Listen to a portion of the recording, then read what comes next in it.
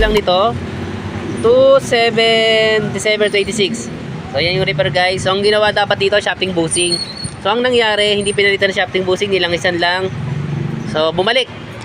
So gagalit yung customer, 5 beses daw siya bumabalik. Siguro 5 beses din na nilalangisan, no? So ang gagawin dito guys, pag oras na sira yung shafting bushing, huwag nyo nang langisan, palitan nyo na. Kasi ganun din naman yung presyo. Kawawa yung may-ari kasi bumabalik-balik.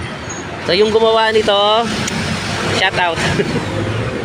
So sa atin din ginawa to, pero yung technician kasi natin gumawa, no? So pagkasabihan natin siya. Ayun, no, tumigas eh. No, wag lang langis lang ng langis. So kailangan na magpalitan ng bushing. No? Kahit buo pa yung bushing, palitan na sa shafting. Kasi nakakaya sa customer, no? So yun lang. Hiner ko lang tong mga nangyayari sa shop na hindi lahat ng pwedeng gawang paraan, no? So pag kailangan palitan, kahit hindi pa, palitan mo na.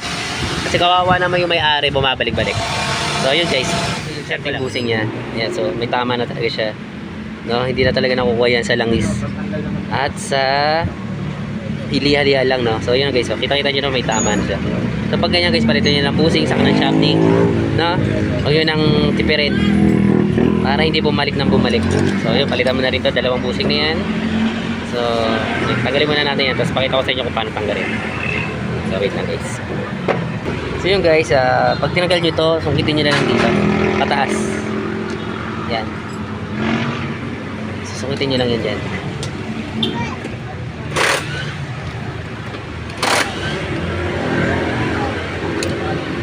Tapos matatanggal nyo na yan.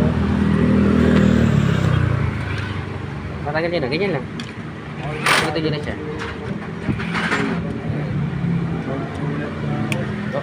Ngayon natatanggalin yung flower.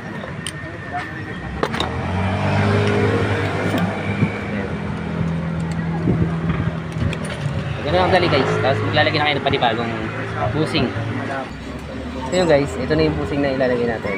So, bago na yan.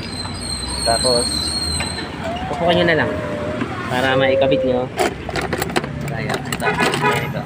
Pupukan nyo na pabalik para hindi na kayo mahirapan.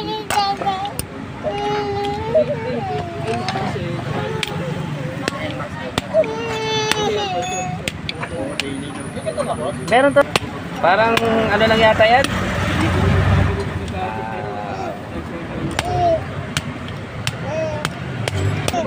Okay na yan.